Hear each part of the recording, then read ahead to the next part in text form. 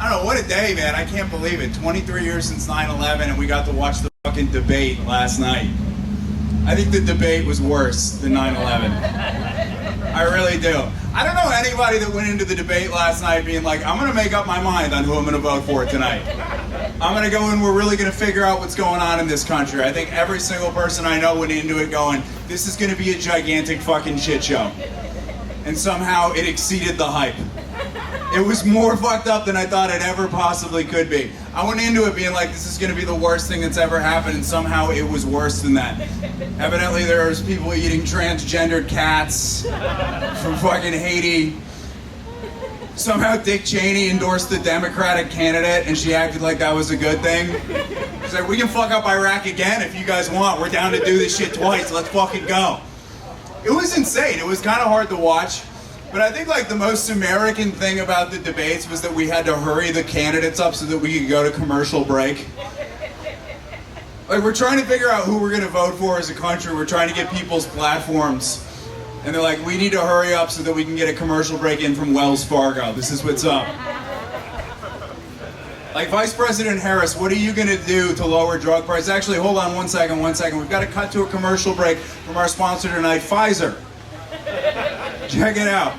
It was fucking crazy. I went into that debate being like, I'm going to learn a little bit about this country, and somehow I feel like I know less. It's crazy. I feel substantially dumber. All right, little fun fact about me. Let's get right into it. I am 31 years old, which is fun. Fuck yeah. You don't need to clap. It's not. I don't really know how I feel about it. I'm 31, which makes me a millennial. Yeah, I'm one of the good ones though. I've never been axe throwing. I've never been to an escape room. I've never started a tech company that sells your information on the internet. By millennial standards, I am fucking crushing it. I'm killing it right now. And like, I'm 31, my birthday is July 30th, 1993. It's not important to this joke, it's just something that I wanted to tell you. And I don't mind telling people what my birthday is, but I don't like when people ask. I like that the biggest laugh was from something that I did not say in the back. That's awesome. Fuck those dickheads. But I don't know, I don't like when people ask because I'm always worried that they're going to be the type of person that's into astrology. That's my biggest fear. I don't like when people try to chalk up my actions to my astrological sign. Like, look, I'm not a fucking Leo, I'm just an asshole. That's the way it is. I don't know, people are like, oh yeah, an astrological sign is the way somebody acts. They're like, oh, Hitler, total Taurus, you know? I used to think that people that were into astrology were the worst people that could possibly ask for your birthday until I had an unfortunate interaction the other night. I met a woman who asked for my birthday, and I very happily told her it was July 30th.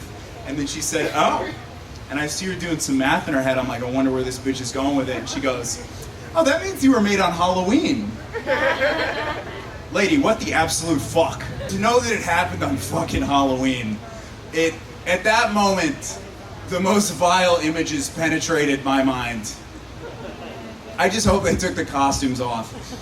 What I'm trying to say is if I find out what my parents were for Halloween in 1992, I will myself. For sure. All right, we're gonna keep this rolling. I made printed notes for you guys tonight. That's fun. All right, let's do this one. I'm gonna have to read this one off the sheet because I've got bad memory, but I'm gonna do it anyway. Despite how much I've bitched about, the debate last night, I do think people don't understand how good it is to be alive in today's era. It's an amazing time. Like, there are some inventions today that if we didn't have them today, we would be dead. Let me give you an example. Penicillin was invented in 1928. Big invention. The scientist was studying bacteria, and he left the bacteria in a petri dish, and while he went on vacation, some mold flew in from the window, landed in the petri dish, and killed the bacteria. And that was how penicillin got invented. And before that, you get any bacterial infection, and you fucking die. Without this motherfucker, you get syphilis, and you're fucking dead, dude. I don't know if you guys know how syphilis kills you, but it's really kind of a brutal way. It gets in your mind, and you become what's known as a syphilitic moron. It gradually rots your brain more and more until you succumb to your own stupidity, and then you just perish. But I like to think that, like, prior to the invention of penicillin, motherfuckers just wouldn't know what's going on. So your buddy would just get some crazy pussy, and then like 4 weeks later, you'd be like, I don't know what's up with Johnny lately. He's just fucking retarded. The pussy was literally retarded, everybody.